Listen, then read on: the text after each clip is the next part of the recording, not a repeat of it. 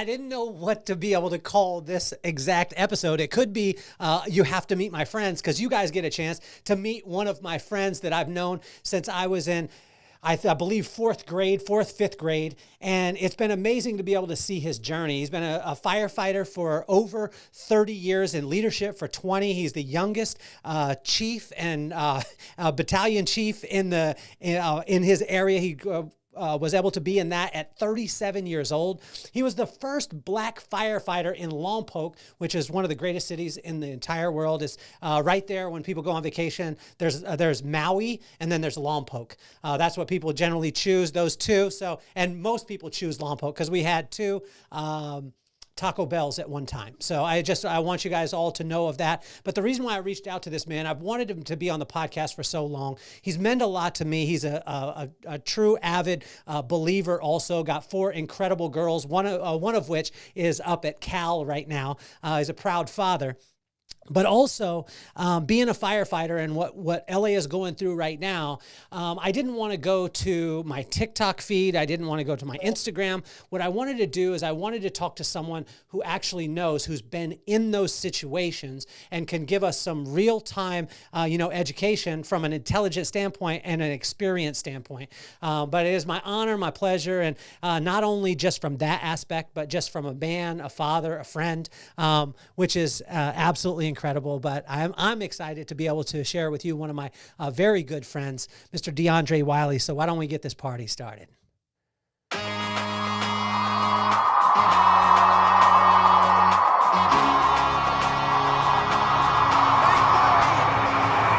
Nothing more on my mind. I got 2 shines, so every day I grind. Work in the morning, work in the evening. We's achieving, cause we believing. It's for certain, we put the work in. We ain't stopped just because it's hurting. Right before your eyes, so it's coming to no surprise. The takeover is televised. Over and over and over again. Make no mistake, we continue to win. Defeat never known, cause I will not lose. They wanna mimic my moves, but can't walk in my shoes.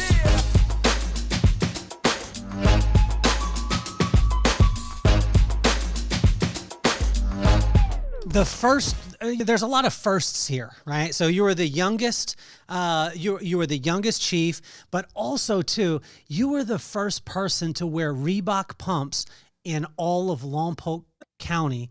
Can you tell me how that feels, Diondray? Well, well, good afternoon. Yes, I can. That's pretty good. I like it. So growing up, my parents were super tight. I usually just get Pro Keds from Kmart back at the time. And I had an aunt that lives in Los Angeles. She didn't have any children, so she spoiled my brother and I. And when those came out, we were visiting her one weekend. Those came out, and we went to the mall. And I was like, oh, man, I love those. I want to try them out. And sure enough, she bought them for me. My parents were hot about that, too. They were. How many pounds did they weigh? Oh, geez. They weren't made for playing basketball, I'll tell you that. They were so bulky and thick. They were like moon boots, You just told me something which was crazy, DeAndre, that you were the first black firefighter in Lompoc, in the history of Lompoc itself. Am I correct? Yes, that's correct. Yep. So it's so incredible. So how long you've been in the in firefighting for over 30 years? Yes, that's correct. And leadership for 20. Yes, sir. I'm sorry. Go ahead. Go ahead. Yeah, I was going to say, I started in Lompoc City in 1994. And I'll forever be grateful for the folks there. They gave me a chance to do what I wanted to do. Because it was more than a career, it's a lifestyle. So they gave me that blessing, which I really appreciate. And I left there in 99, and I've been with the Santa Barbara County ever since then. And so at 37 years old, you became the youngest chief. Was that the youngest chief in Santa Barbara history, or was that? I want to say in our history, usually it was the older dudes were getting those jobs. I got promoted to captain at 27, so I had 10 years as an officer. So 37, there again, they gave me the opportunity, and I kind of ran with it. So and it's been really good. I've learned a lot about leadership myself and other people, and it's really been a blessing. Well, I think it's incredible too, because the wealth of relationships and friendships that you have and that we all have, what has that meant to you And is it common with all the other, maybe other friends or people that you've maybe got connected with on the force, when you're that way, are all the rest of the people that you're around have friends since they were fourth, fifth grade? No, it's funny. And I reflect on all of our relationships with my girls. I tell them that, the relationships that we have, I don't have anyone that close. Now, I have some close coworkers because we've been through things, some near-death experiences, so that's a different type of bond. But as far as with us, you and our other fellas that we've grown up with, there's no bond like that. And I'm gonna share a quick little story with you. So, my daughter Bryn, her first finished her first semester up at Cal, and she made some friends really quick, but then she started to see that they weren't really true friends. And I told her that, honey, it takes years and years of having a positive relationship to make those types of friends. So what we have, you and I and our other friends, that's pretty remarkable, man. It's not common. Well, one of the big reasons why I wanted to have you on is because the fires that are happening, you're hearing about this, you're seeing it. I don't watch a lot of news. My wife loves her some TikTok. I believe she's addicted. We're going to send her to a clinic soon for it. Right. She tends to go to her room by herself and just scroll through TikTok. But she's been asking me, did you see what's happening in LA? And I've seen pictures, things like that.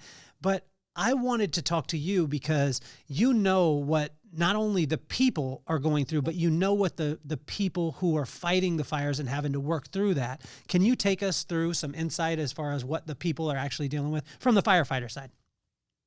Sure. Yeah. My closest experience would have to be the Thomas Fire. I did probably 20 days there, and this is very reminiscent of that whole scenario. When we're dealing with this type of weather, fuel, and topography with the Santa Ana winds down there, but we have sundowners up here on the Central Coast. It's really long shifts. I mean, all the firefighters, my heart goes out to them, and the folks that lost their lives and those families and lost their homes. Man, it's devastating. But Southern California it's ripe for these types of events when we haven't had rain in since early March. What happens is those fuels, the annuals dry up and they're ready to burn. The perennials, the thicker bushes, the coyote brush, they go into a dormant mode. And when they go into a dormant mode, the oils inside of those and the vines and the branches, it's full of oil. And when that stuff gets ignited, man, it's like gasoline. So, and then you throw a 80-mile-an-hour wind on that, it's a blowtorch. And firefighters really have to get people out of the way. It's hard for them to engage in those type of situations. Is there any way to look at preventing or preventative measures that go in? Will and I were just talking about this. We were just chatting about it. Yeah. And in my head I was thinking, I'm not the smartest guy in the entire world, but when I'm thinking about this, a lot of times we're reacting, right? So but is there anything that we could do to prepare or to stop this from happening in the future? I believe there is. I believe that with like for in our county, for instance, we do a lot of brush clearing, removing a lot of that dangerous vegetation. I think if a lot of those communities up in those foothills and hilly areas, if they had maybe a more aggressive approach to removing that, a lot of people they move up there for a reason. They like the aesthetics and the beauty of it, and I totally get it. But if we could remove a lot of that vegetation and create a mosaic of bushes there but have some areas that are thinned out, that would obviously mitigate having large fires or do some small scale burning in the wintertime. Because what happens when you have the weather, the way the low humidities, high temperatures, the fuels dry, dormant with lots of oils, and topography of hills and an 80-mile-an-hour wind, it's right for those fires to spread. And when one house starts burning, that creates another fuel source for the rest of the homes, and it's like dominoes from there. What about the things that you see? Like I was talking to Will, and I love this because I believe my phone is listening all the time. And I'm so happy to. This is probably one of your greatest accomplishments that I've ever. I never told you this, but you switched over to an iPhone from an Android, and I just wanted to congratulate you. I wanted to welcome you back into the blue bubble, and out of the green bubble. Yes, That helps me a lot. I appreciate sir. it. But Will and I were having this conversation and it popped up on my phone and people started to make things political. In my mind, how could a fire be political? But is there any, is there any weight to those kind of conversations, or is that just people just yapping? Honestly, I think people are always looking for a scapegoat, and they're always going to try to pin it on somebody. This situation, I kid you not, it is one of the most dangerous things that firefighters do is fight fire in the interface. Large flames, long periods of working. It's homes on fire, people's cars in the roads, trying to mitigate that. People that won't leave, trying to protect them. I don't think there's a political aspect to it. It's something that Southern or California, period, North too. It's prone to large fires. It has no political bearing in it. I mean, it's something that happens. And if, like I said, if we took an aggressive stance on clearing, that might help some. But if you look even back before California was even really civilized, I mean, there was fires in the landscape, right? And it cleared out a lot of that brush. So by us not doing some of those natural things, we're going to have large fires. Are they able to would you be able to clear things out? When you were talking about it, what would be that answer to be able to clear out some of the vegetation to stop that fuel from actually being there? And I think I'm almost certain those LA County, LAC, those larger areas, I know they have a vegetation management program. And I think if those guys were able to do what they really want to do, because they're really dialed in on the problems there, if they could, like I said, it doesn't have to be down to bare earth, but just make a mosaic so there was no continuity with the fuels. That's the main thing, breaking the continuity, going from the weeds to the bushes to people's homes to more homes. And more people want to live in that interface area. They want to live out in the woods because it's beautiful out there, it's quiet. But with that comes the responsibility of the homeowner to ensure that the vegetation is, trimmed back, cut down, maintained, so we don't have these large fires. What do you take us through, like when this stuff starts to happen and you guys get the call, like you're at the station, and you get the call? What is the preparation and what is it like to go out to, have to, be on the front lines of these catastrophes? Right. So for me as a battalion chief, I'm usually going to take 5 engines that have either 3 or 4 our members on them. So I'm taking upwards of, it could be up to 20 people. So our firefighters are always prepared to go when the call comes in. And what happens is, say something happens in Southern California, their bosses will contact our bosses and go, hey, we got this fire going. We may be requesting you through the mutual aid system to come down. We get all tooled up. Our bags are already packed. They call, we head down there. We check in at the command post and they give us an assignment. So our firefighters know what to do immediately. And when it's like this, the management organization may be a little bit loose, so they're trying to figure it out. So for the boots on the ground, we do the best we can with what we got. And for a fire, wind-driven fire like this, it's typically getting people out of the way. It's hard to get a foothold when the wind's 80 miles an hour and there's embers blowing everywhere. So our biggest job is at this point is just life safety, getting people out of the way.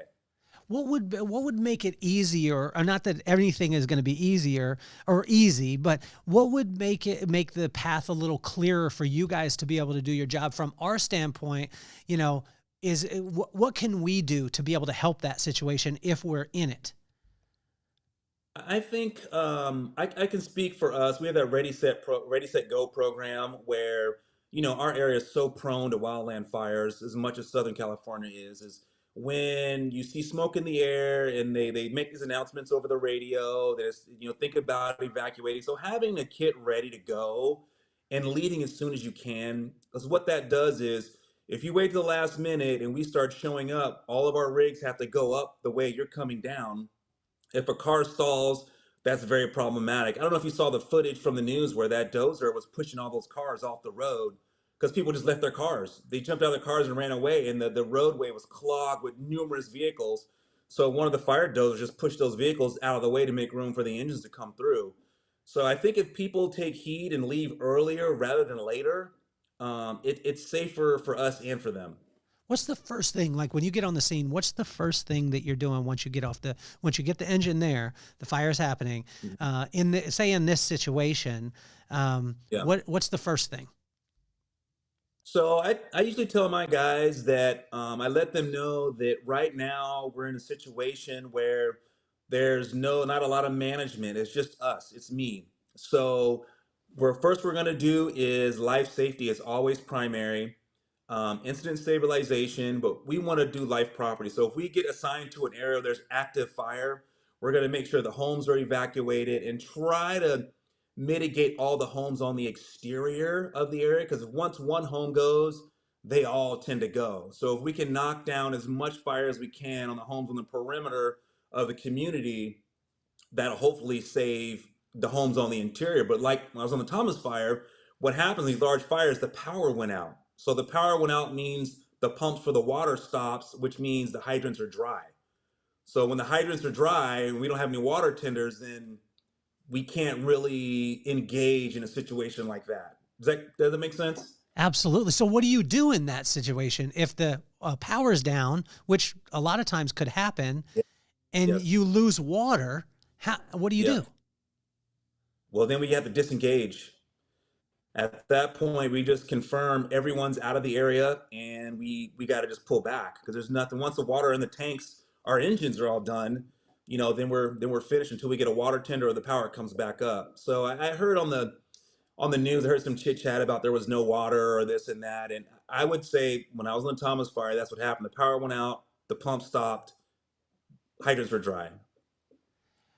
In this situation with the 80-mile-an-hour winds and the winds being so strong that you can't have the air side of it, you can't have aircraft in either. What do you do? How do you contain this, or does it just have to run its course? Well, so what we try to do if we can't stop that fire, obviously. So as that fire front passes through, we do what we call fire following. We'll go back to those areas and put out those small fires that are in people's eaves, that are on their decks, that the cars are burning. That we can do, and that'll help mitigate those homes burning up, which causes more fuel for the fire. But 80-mile-an-hour winds, man, you can't get in front of that. We get on the sides, put out the small fires that we can by fire following, and then when nature decides to stop blowing the wind, then we can engage in those other areas.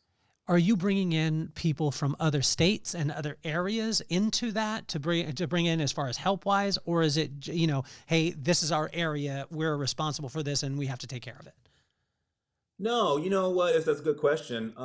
We learned a lot from the Oakland Hills fire. I believe that was in '92, where they had a large fire started up in the hills, and they had a lot of different agencies show up. They had different size tools that didn't fit on the hydrants. It was just chaos, not a calm plan that worked for everybody. So now California's really progressed since there. So if you think about it as when you drop water in the bucket, it creates those eccentric rings, right? So let's say that first drop is LA City or LA County.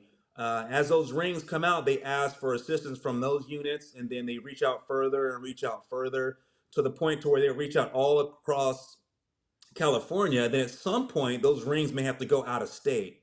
They may have to go to Nevada, may have to go to Oregon. So as the draw for staff, personal equipment goes to Southern California, we'll reach out to other states in that area to bring resources to come in and cover behind those folks. What do people not understand when you're coming in? Because obviously, like a family that is about to lose their house, or the house is burning, or it's going, they're not in a state emotionally that they're in. I mean, when I say in their right mind, they're trying to survive. You're there to be able to mitigate a challenge. What do you wish that we knew as the person in that scenario? What do you wish that we knew about what it is that you're coming in to do? For me and my agency, I wish that those folks would know that we care about you and your photos and your homes and property as much as you do, if not more. It hurts us to lose those properties because it could happen in our neighborhoods, and it does. So when we come from out of town to assist you in or your city or county with any type of major emergency, we pour into it as much as we would for our own families and community, and we won't stop. We will. We are not going to sacrifice our lives, but we will take risk in order to save property and livestock and animals. Some of our friends are watching right now. You have to say hello to Dave. Dave is on right now. There's a couple others. Um, Dave had a question, Diondray, that can you Yeah. talk about the incarcerated helping? I didn't. I saw this question that he put up. I didn't. I'm not unaware of this, but I wanted to. I mean, I wanted to honor him with it. Okay, so the state of California had a program where they allowed their pretty low level offenders to assist in wildland firefighting, which I think was a great thing. Now, over the years, they've cut back on those crews and they've relied heavily on their own crews and local government crews. So you may see a few out there, but it's not like it was 10 years ago. And I don't know why they stopped those programs. I don't know if it was a funding issue, but you are correct. We would have inmate crews that those guys really worked their tails off. And there was men and women. There was some women inmate crews that work too. So you may see a few there on these incidents now, but man, they're far and few in between these days. It's interesting that you say it because I just had a guy on. His name is Brandon Glade, and Brandon Hmm. Glade was a heroin addict and 3 terms in prison. Hmm. During his prison time, he actually went through the fire academy, Hmm. got out and started doing that. And then because he was in prison, working out, things like that, he actually became a trainer for some of the top athletes in the world. And that's what he's doing now. Oh. But I remember him now saying that while he was in his second Hmm. or third term, then he was doing that. Um, I Right. mean, is it more of a people issue right now? The LA part, is it a people issue, or is it more of the fact of just like you said, the fuel, the heat, the winds, all those things? I don't think it's a, so typically what happens at their command posts, they use the incident command system. So basically they have a planning section. So those guys and gals, what they're doing is they're looking for tomorrow, 48 hours, 72 hours out on what their resource needs are going to be. So they're already ordering equipment to get here. So when you have such a large scale incident, it takes time to get the resources and to wrap your mind around all those pieces because you got to think about it. There's the water issue with the power. There's probably some people that lost their lives, unfortunately, and just the sheer devastation over the landscape. It's a huge undertaking, and with right now, I saw there's like 7,500 firefighters there. I bet that gets up to probably 8 or 9,000 at some point. That's a lot of people that need care and feeding as well, right? All their equipment, all their tools, where they're going to bed down at. So it's a huge logistical issue that it can be a challenge for sure. Let's talk about the bedding down. I didn't even realize that. So when you said that, I was thinking, I, in my head, I was just thinking, you guys are superheroes. You fly in, right? You fly Yeah, in. right, I right. don't know which superhero you would be. May- I'm gonna be Blade. you would be which one? Blade. Okay, cool. What would be your super here? Like, what's your superpower then? Oh man, I don't know.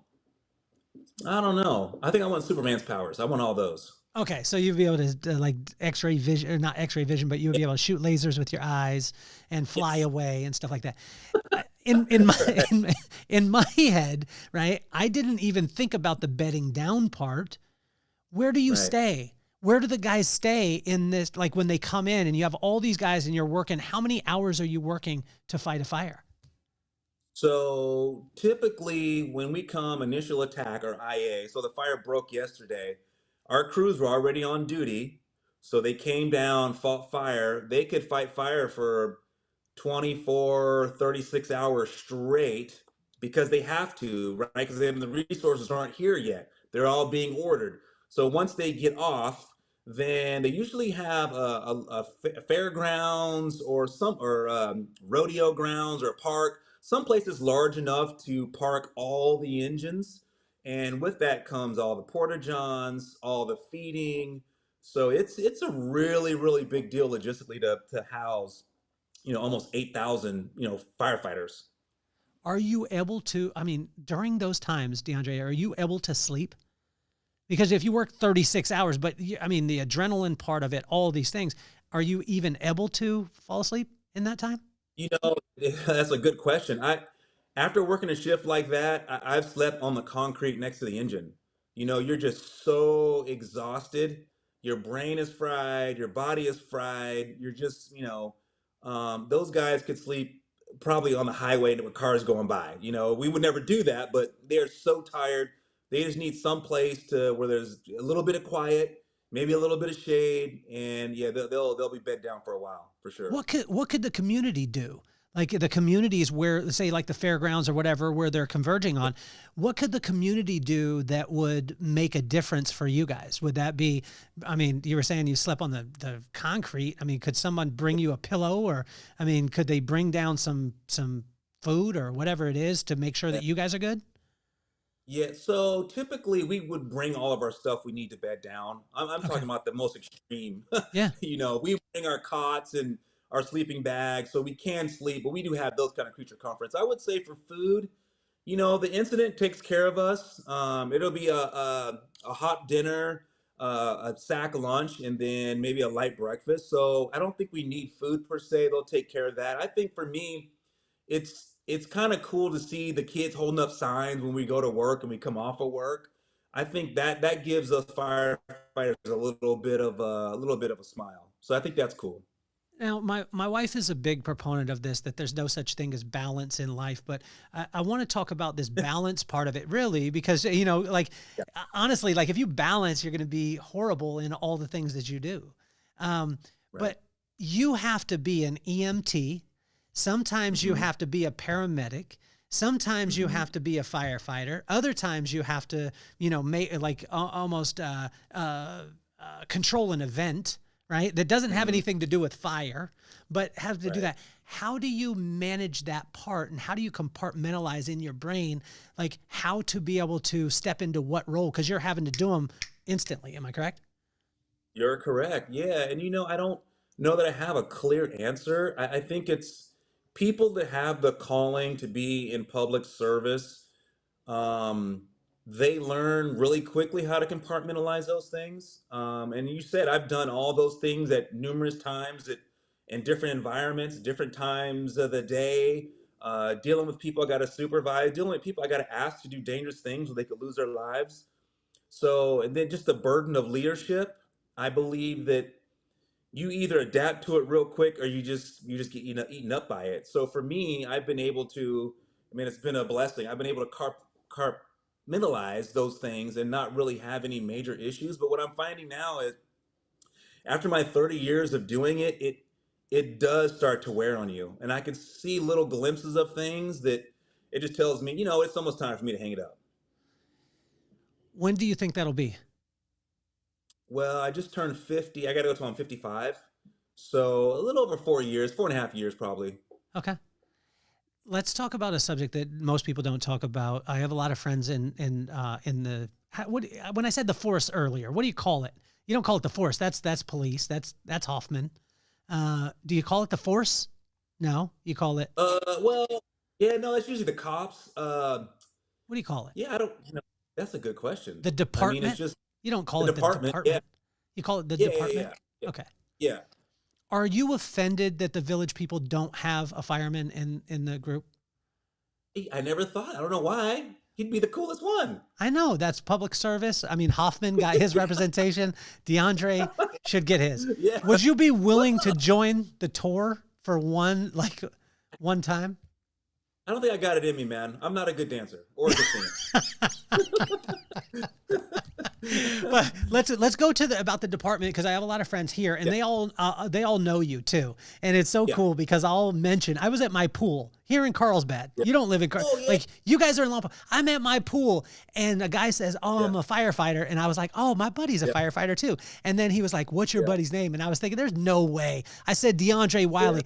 I swear he tried to buy me a drink at my pool in my neighborhood. There's not even a bar. He was like, I want to buy you a drink. I want to pay your rent. I want to do whatever. So it's amazing. But the thing that I found is the issue of PTSD and the high propensity for suicide in the department. Yeah. How do you deal? Because you're dealing with, I mean, there's one of our friends that has a child that's named after you because you did the jaws of life and took them out of a car. Right. And they named their kid after you. But now they're celebrating, like, celebrating Diondray, but you're dealing with the life and death of somebody right in front of you. How do you go home and shut that off? Yeah, so it's and I'm happy you brought this up. It's the other side of, public safety that you don't see on the TV shows so much. It's not as sexy as the other things. So for me, like I said, I can tell in my life that I love what I do. Don't get me wrong. I love what I do. I love helping people. I love serving. I love that sacrifice, and I'll do that till I'm done. But the baggage of carrying all of that pain and seeing other people suffer, it does take a toll on you. We on the job in the department, we always talk about, how full is your cup? You don't, it's you may not know, but it's filling up, and someday it will overflow. And I've had at least 5 of my coworkers that have committed suicide. And it was devastating. And I wish we could have reached out to them and did something ahead of time. We do look at it. So back in the day when I started, 30 years ago, it was just suck it up, buttercup. You just keep moving, right? Now we really are looking at the toll it takes on people and their lives and their families. It's funny. I'll share the quick story with you real quick. So I was at the Montecito mudslides, right? A lot of people died. I'll never forget that in my life. But there was a therapist that came in to talk to the entire group. And when she was done, I pulled her aside and I said, hey, I'm having a difficult time when I get off work, blending back in with my family when I get home. It feels like there's some kind of a disconnect and I can't figure it out. And this is what she told me. She said, well, what it is when you're at work, your brain is operating at such a high level that most civilian people, they're not even doing that. You're planning, scheming, plotting all day, and your brain's at that level. So when you get home, just let your wife know ahead of time, hey, honey, I need like 15 or 20 minutes, walk the dog, go tinker in the garage, and let my brain calm down. And sure enough, I let Andrea know that. So now when I get home, I'll take the dog for a walk, take out the trash. It gives my brain enough time to kind of spool down to where they are. And then that engagement is a lot easier. So that's worked for me. And that was from a therapist. And I would say wholeheartedly, it's worked wonder because my family was hard engaging with them because they weren't on the same page that I was on. How do you break through though? Because I mean, literally you have the most manly job on the planet, right? And it really is like, you see a firefighter, like, what I'm saying? Like, you generally, some couple tattoos, you might have some ones that you regret. I believe, you and Will, Will has a great Babe Ruth on his arm. Yeah, that was a very good one. What was yours? Yeah. What was yours? The regrettable tattoo that you have? I don't regret any of mine, man. I don't regret any of mine. I got my first, Will and I got our first tattoos. We're 18 years old. I got mine off, and I worked with your brother at the warehouse. And there was an album called, oh man, what was the name of the group? Like Insane Clown Posse or something. And they had their cover was crazy. So I took that cover to the tattoo artist and I got this like scary looking clown on my arm. I still have it. I don't regret any of my tattoos, man. They were all awesome. I think Will regrets the one that looked like a cow. That was it's supposed to be a baseball player. I remember when the first person that asked him, they're like, "Why'd you get a cow?" He was so mad. He was so angry. This question just came in. I want to come back. Actually, I want to ask you this question, but I want to come back to this PTSD and I want to come back to the suicide part because Yep. And well, let's go there first. You're in the manliest profession in the world, really. Like when you think about a firefighter, I mean, there's very few other professions where women want to have a calendar of a man doing their job. There's no accountant calendar. You know what I'm saying? There's no lawyer calendar, Rob. I love you, but there's not. There's not nurses, Andy. There's not people who deal with the city will and logistics. There's not a calendar for you guys. There's a calendar for Diondray, oiled up, in your uniform. But how do you bridge the manly part with sitting down and being like, so how do you feel? That's a tough, because that's not a conversation you have in the station when you guys are all working out, getting ready to go fight a fire, is it? It's the culture is really changing for the better. Now we do have those conversations. When we get back from a scene, we will do a little check. Hey, how you doing? And for me as a chief officer, it's my responsibility to check in on the folks I supervise directly, because there's young guys in there. It's funny you say this. I was at dinner at one of the stations the other day, and this guy was going to his 29th birthday. What? And I was like, man, I've been on the job longer than you've been alive. Yeah, it was one of our firefighter paramedics. So, but the culture is changing. We're trying to make sure that everyone is healthy mentally and physically. Yeah. What would you say to the wives? Like, because I've been around too, and a lot of my friends, the wives and things like that of firefighters.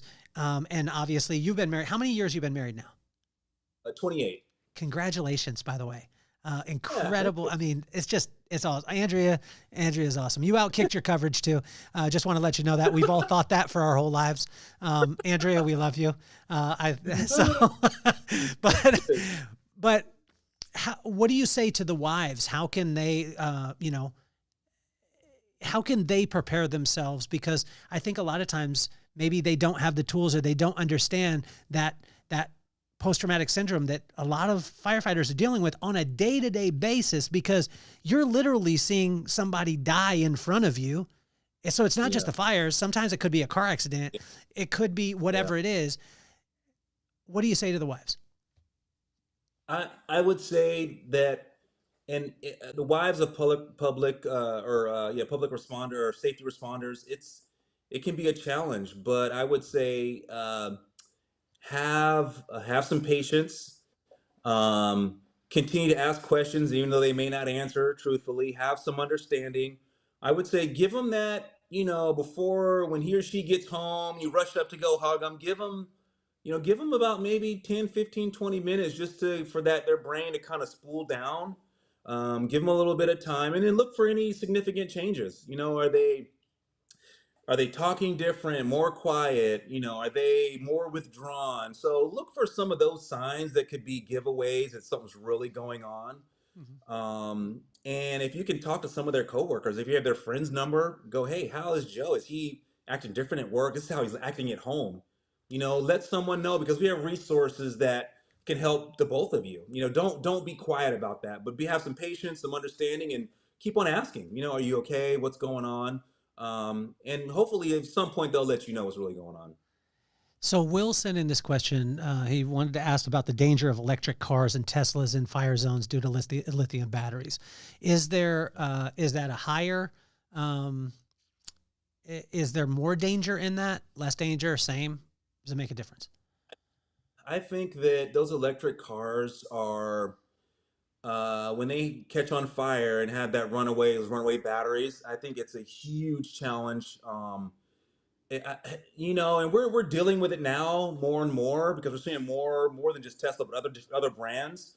When they have those malfunctions, man, it's a big deal. I mean, it's copious amounts of water to put those things out, and sometimes even if they're not on fire, they could get towed to the wrecking yard and then catch on fire like a week later. So the danger can be trying to cut people out of them, super high voltage running through the cars. That's a challenge. And then the ones that are on fire, putting those fires out can be a significant problem. So what about in the fire zones right now? Because I mean, a lot of the fire zones that are happening are very, very wealthy areas. A lot of, Yeah, in wealthy areas, it has a tendency to be a lot more electric, things like that. sure. Um, is there more danger in that with these wildfires? Yes, indeed. I'll reference the Thomas Fire. When we first got there, initial attack. We fought fires in mobile home parks, in multi-home communities, and so you got to figure now with regular homes and bushes burning up. Now we have electric cars and those components. So anytime you're in the interface area, when I say interface, I mean homes butted up against the forest or open land, open space. Yeah. Homes are on fire. I know we sent at least 3 people to the hospital, firefighters, for smoke inhalation on the Thomas Fire when I was there. But those guys are facing the same things. I mean, they're fighting fire. A lot of them do have special masks now that help block out some of the particulate. But I would agree, yes. Cars and homes on fire is bad smoke for everybody. So I would stay out of that at all costs. In these areas, as it starts to spread, how many days has it been going in LA? Did it start sometime yesterday, right? I don't know. I I can't got the text from Will saying, "DeAndre, can you tell us more about this?" I think it was Tuesday. I was in remember. Fresno. Okay, Yeah. okay. Yeah, so, and they've had sustained Santa Ana winds over this entire period of time, night and day. And when you have those winds, it doesn't matter if the sun goes down. The humidity was still low, so the fire still raged on. So when you have all those in sync, the weather, hot, dry, low humidity, the fuel, the bushes that are decadent, homes, cars, and the topography, steep slopes and hills. Um, the fire is gonna rage, man. It's gonna spit out embers and start new fires. It's just a problem, and we really can't. Once those get going, it's only the grace of God when it stops. Then we can engage and put it out. Now, do the guys get any rest in this time, or is it just everyone on at all times all the way through? No. So what happens is I kept referencing IA. So initial attack. So the Okay. fire broke. They're calling resources. Remember the eccentric rings? They call the local Yeah. people first, and the people outside. And so initially, crews are coming in and they're going right to work, and they may go right to work for even a whole nother shift, a whole nother day. But right now, our guys they're taking a break, so they'll be off for 24, and then we get on this 24 on, 24 off cycle. So they're gonna break for 24 while some crews are on, and then those guys will come off and new guys will come on. So there's continuous coverage. There's never not going to be a time there's not going to be people out there fighting fire. But now after the next couple of days, we're in a spot to where we can rest, refill, fuel up, and then re-engage in the next 24 hours. There's crews always out there. How can you prepare your mind, DeAndre, Mm, for what you're going to go into? So when you started, you were mm, 19 years old. Am I correct? 19, yep. 20 years old. Turn 20. Yep. Okay. So at that time, if you would have told me at 19 or 20, hey, you need to get prepared for your job, and your job Hmm. is most likely, it could result in your death. Most Hmm. likely, I would have changed jobs. And I would have asked the people at Kentucky Fried Chicken, why would I risk my life? Like, what's going to happen? Because that's where I was working at the time. Um, Right. how do you get yourself prepared for that? Or is that born in? Can you teach it and can you develop it?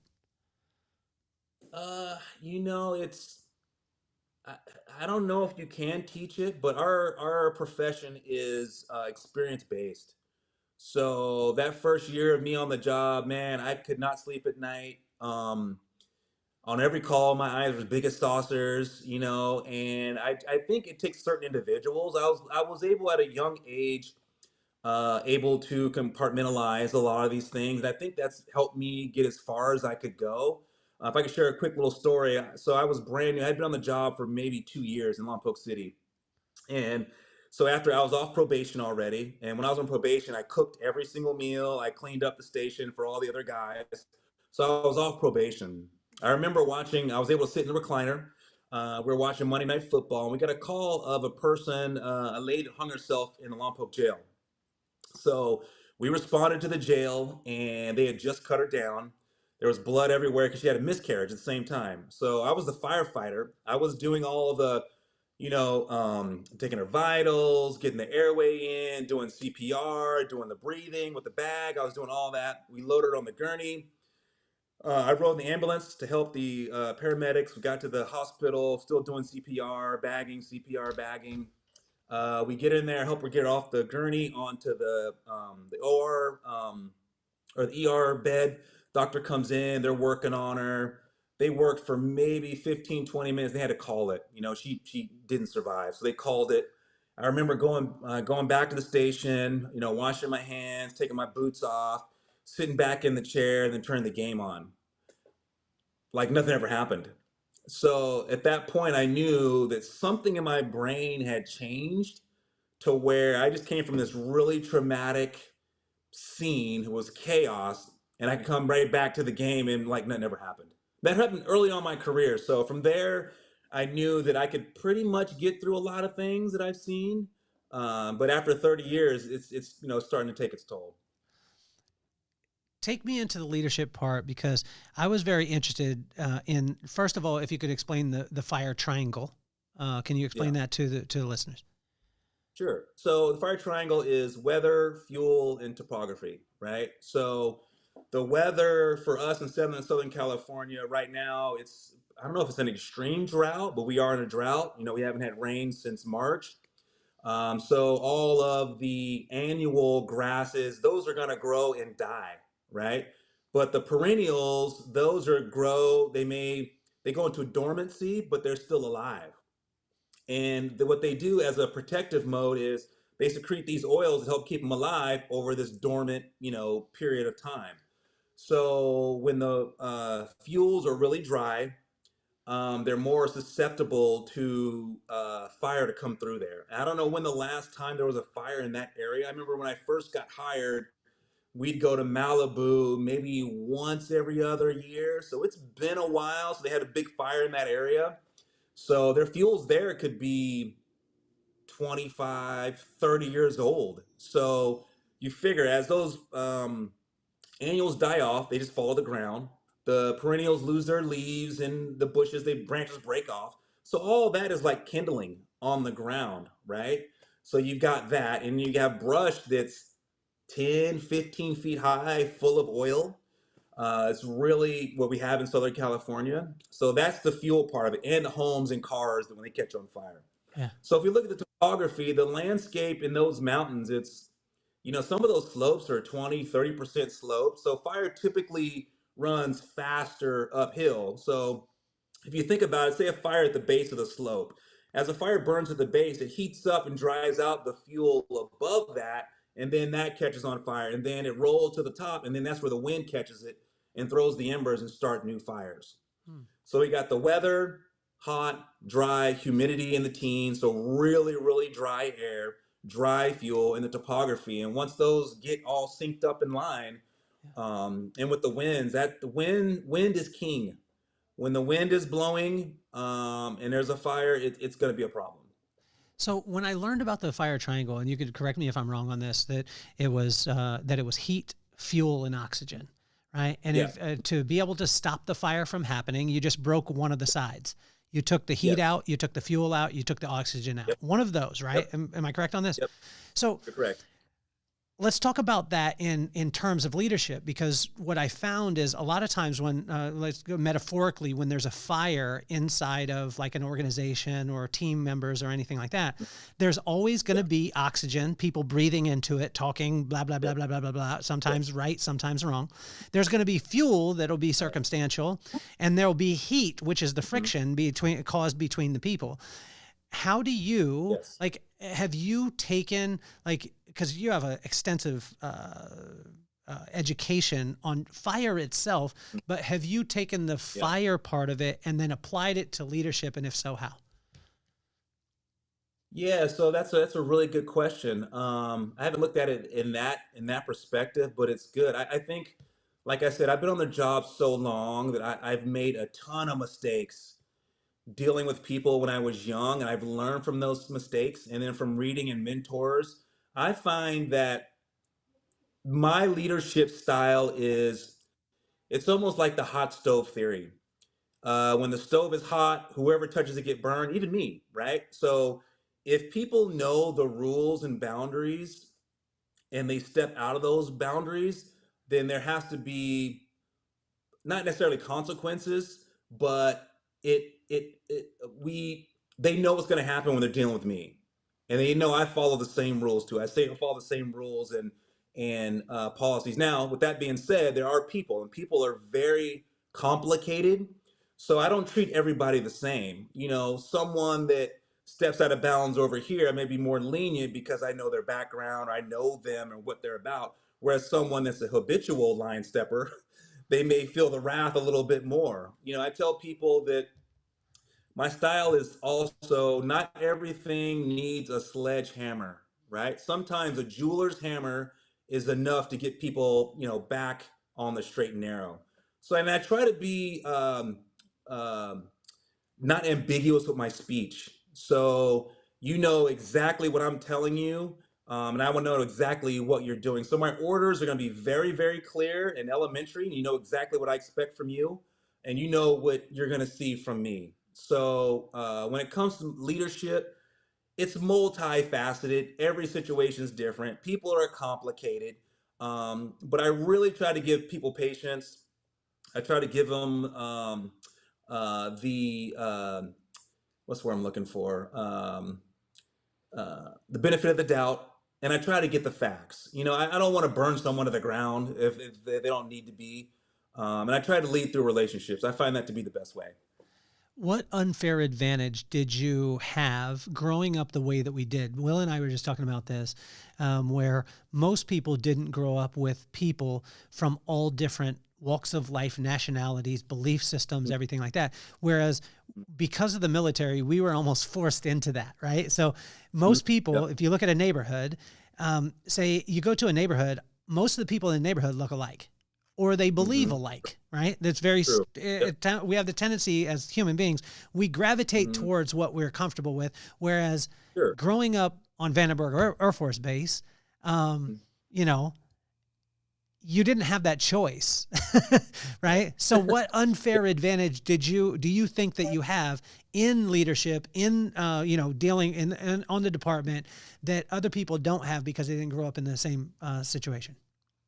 Yeah, you know what? That's a good question. I think that we didn't know it then, but it was really a blessing, man. We didn't know what any of this was back then. You know, we it was just part of our lives. So for me, I'm very accepting and open-minded to people with different lifestyles and belief system. It doesn't faze me one bit. You know, I enjoy that. You know, and you're right about the tribalism part. I think people will gravitate to my shift because they know that one, I'm going to be a strong leader. I care about not just them, but I care about their family, right? Their wives and children. I'm going to make sure that that person, individual, gets home every night. And I'm going to treat them not like everyone else, but I'm going to treat them fairly. You know, I'm going to give you the benefit of the doubt. I'm going to be on your side, especially when it comes to dealing with the public. I'm always going to fault on the side of our employees, the people I manage or lead. So they know what they're getting when they come to me. I'm not going to be all over the map. I'm going to be even keel, and I'm going to wear it on my sleeve. It's not going to be a surprise. How do you deal with the fact of like, there's times where people come up against public service but Hmm. they just don't understand. I mean, obviously you want to give them the benefit of the doubt, but a lot of times they don't understand. So they'll come up against it saying, oh, you did this or you did that. Whereas they don't understand that your service is so they can live. It's not for your own personal gain. Right, right. It is true. I come here to sacrifice, not to take anything away. Now, granted, this lifestyle allows me to eat every day and go on vacation, and I appreciate that, but I'm giving you everything I have. You know, I'm going to give whatever it takes to make sure you're safe or you get pulled out of that fire or we pull you out of that car, pull you out of whatever the clutches of death you're in. I'm going to make sure that happens. So, and then not everybody understands that. They see the guys and gals at the market, or they see them working out. And I'm saying you don't see them at 2 a.m. when they pulled someone out of a structure fire. You don't see that. You don't see the toll on them it takes when they got to cut some family member out of the car where three people are dead in the back. They don't see someone that got ejected out of the car or a kid that got ejected out of the car. They don't see that. So it's, and that's okay. People are going to have their opinion about it. And I'll brush off the naysayers, but they really wanted to know and wanted to talk to me. I would tell them, I'd go, hey, this is really what it is. You know, you're going to have, I just had hip surgery, hip replacement surgery, right? You're going to have a bad back, bad shoulders, bad knees, a lot of junk in your brain piled up that you can't get rid of. But you're going to make a little bit of dough. You're going to be, you know, comfortable, but there's a lot of baggage that comes with that. So one of my friends, which this was shocking to me, he's on the department, and he knows you too. Mm-hmm. And I asked him, I said, how much of your time is allocated to actually fighting fires and then other stuff? And the percentage to me was shocking. How Mm-hmm. much of that, what's the percentage? I would say actual going to structure fires in our community, it's really low. I would say maybe 20% of the time, 15. The bulk of everything else is all emergency response. It's a ton of medical aids, rescues, but actual fighting fires, it's probably 20%. That's now. Now back in the 70s, early 80s, it was significantly higher. That's the bulk of what they did.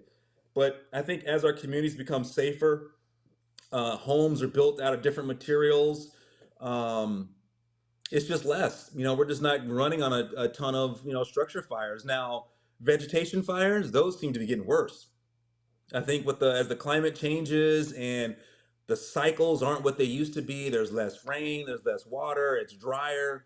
Those have increased significantly. Our fire seasons we're in January, you know, and they're going to large fires where people got killed and homes got burned down in January, you know. Wow. What is the fire window? What is that season? Oh man. So back in the day, it was probably maybe June, July through December. Now it's pretty much all year round. So Really? for us, we just go on a low response, meaning we don't send as much equipment when the tone comes out initially until it's confirmed. And then we have a higher response in those summer months, but it's pretty much all year round. You know, the potential for vegetation fires is pretty much all year round. Is there anything that, I mean, when you were talking about the mosaic part, doing that as far as the different types of vegetation, things like that, are there other things, or do you see anything on the horizon as far as technology? Because Will and I were having this conversation. I said, Will, he was actually getting a little angry with me. Will, I love you, but I think he was mad at me when I was saying these things. Because he's like, what are they going to do? They're going to put a bunch of sprinklers out in the wilderness. And I was like, no, but if you would have told us at Cabrillo High, shout out, if you would have told us at Cabrillo that we'd be walking around with a device in our pocket, that I could text you and say, hey, can you be on my podcast? You could plug it in and be on my podcast and broadcast out to the world. We would have been like, you're crazy. Do you see anything on the horizon that could make a difference, that wet the soil so the fires didn't happen in the first place? You know, I think it's going to take technology, but also humans to remove a lot of that vegetation, man. I firmly believe in a lot of clearing of some of the vegetation. Like I said, not scorched earth, but some thinning of those areas. I know they're looking at using drones for dropping water in some areas where it's dangerous for people. That's in the forest. But I think, like we talked about the fire triangle, I mean, the wildland fire triangle, removing the fuel. I mean, if we can keep them small, that's optimal. But if we don't do that and it overgrows, and it takes maintenance, it takes money too, right? It takes crews to go out there and thin those forests, thin around the interface. And I think the public really has to understand that if we can break up that fuel so it's not continuous, that would mitigate a significant part of our large fires. And it goes with logging too in the forest. You know, if they could log more of it or clear more of it, but people want to be able to go out there, and I get it. It's beautiful. I've seen some beautiful forests up and down our coast, Seattle, Oregon. It's beautiful, but if we just thin it out a little bit, I think it would be really good, be really nice. How did things shift when you became a girl dad? Because you're like, when it's different when you're 20 years old, you're going after it. The adrenaline is like, I want to fight a fire. I remember you getting into it. You're all excited. You were flexing on all of us with the 3000 GT. You know what I'm saying? Like, that car was disco, by the way. I just want to tell you. But you know, I'm just kidding. No, it was cool, man. You were just flexing on all of us. But then comes along, not one daughter, not two daughters, not three daughters, but four daughters. And you're still in this public service. Yeah. How did that change? I think that, I think I was just destined to be a girl dad, man. And I've learned and it's funny because I've learned so much from him. So if you count my wife, that's five girls or five ladies in my house, right? So I've had the opportunity to supervise. When I was an engine captain at one of our stations up north, I had two ladies on my crew. And what I've learned from my girls is that communicating is different and being able to listen is different. So my driver was a guy, and I had two lady firefighters. So my driver, if he's driving too fast, I would go, "Hey, dude, slow down. You're going way too fast," right? And he would just maybe give me a ugly look and slow down. But with them, if I had to do so, I'd be very, I would be very clear in my approach, but it would be a little gentler, you know. And if they came in the room in the morning in the office, I could sense automatically that something was awry. So I'd pull them in and go, "Hey, what's going on today? You know, how was your day home off yesterday?" So I've learned a lot about myself, being a girl dad, and how to communicate with people, not just with ladies, but with people. So they've helped me tremendously. Speak to two groups. Number one, speak to the firefighters right now that are fighting the fires in LA. What would you have if you had them all in front of you? What would you say to them? I would let them know that they've done a Herculean effort. Keep up that good work. We can't save all the homes. With the weather, the way it's been with the wind, I want you all to go home to see your families, but we are here to help our neighbors. So do the best you can. Build safety into whatever plan you got. Keep one foot in the black so you're safe. And communicate. You know, if you need something, be very clear in your communications. And no, you've done an outstanding job. It's just we can't save everybody in every house.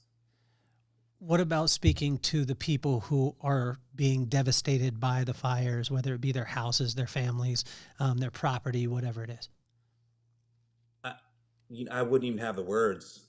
I have never been in that position. My heart, I wouldn't even have the words. I mean, I wouldn't even know even where to begin because I've never been in that situation, and I know I can't even imagine losing, let alone a family member potentially, and their home, their belongings, they just down to ashes. I would just listen. I would let them talk, and I would just listen at that point. Maybe give them a hug or something. What can we do as a community? Because every one of the people listening in your community, you have a fire department. Yeah. What can we do as a community to contribute to you guys? I wouldn't even say that we could contribute on the level that you contribute to us, but what could we do to contribute to you guys?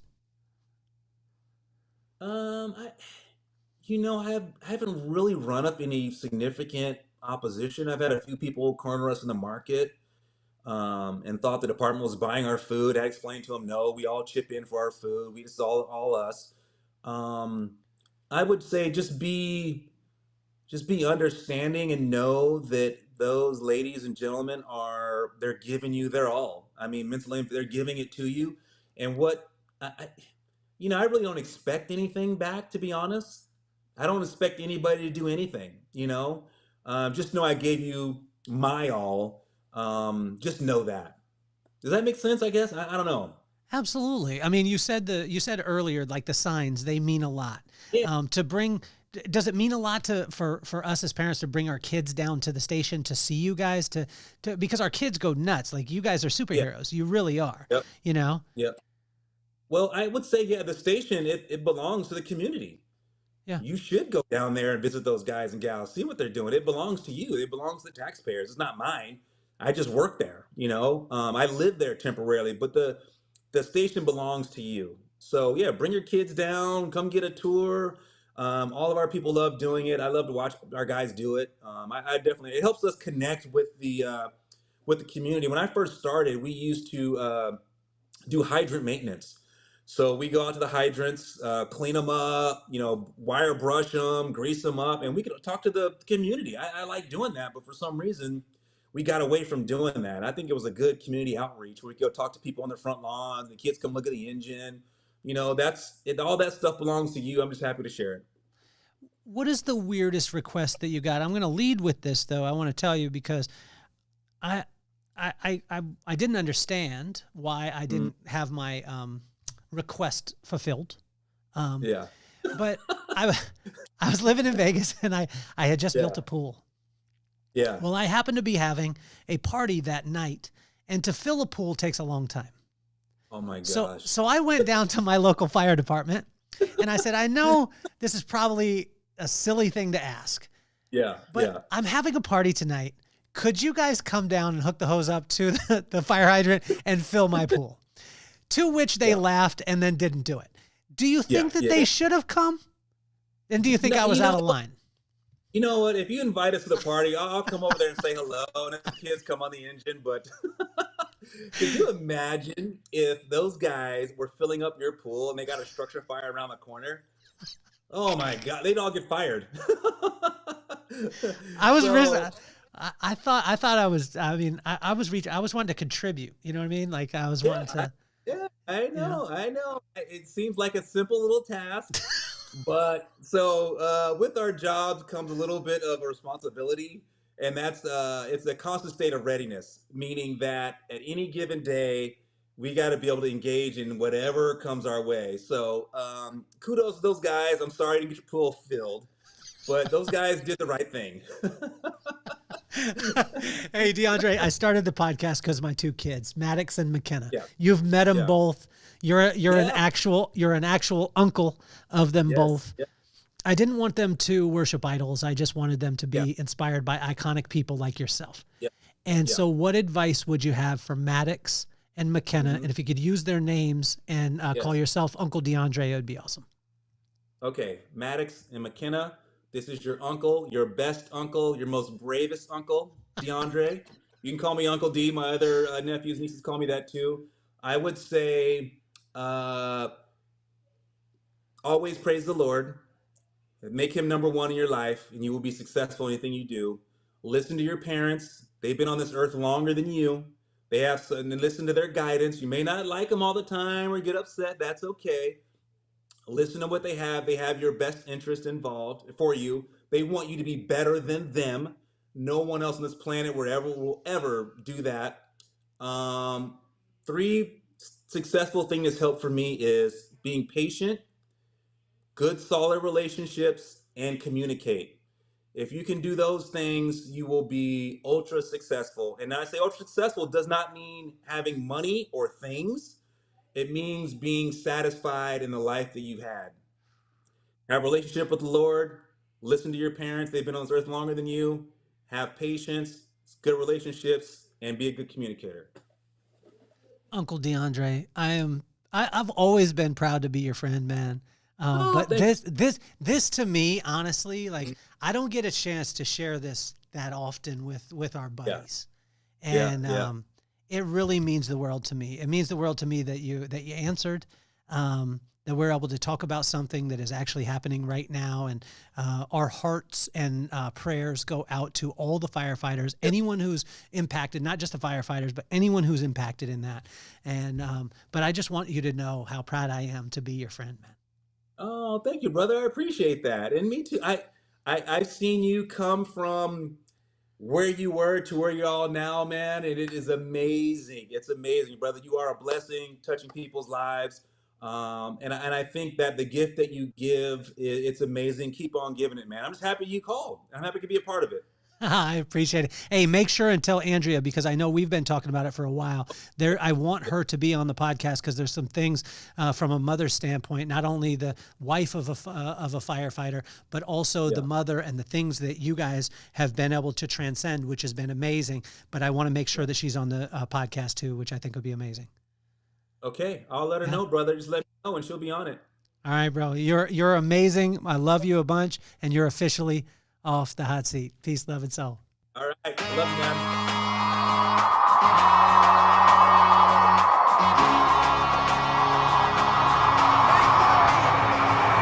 Nothing more on my mind. I got to shine, so every day I grind. Work in the morning, work in the evening. We's achieving, cause we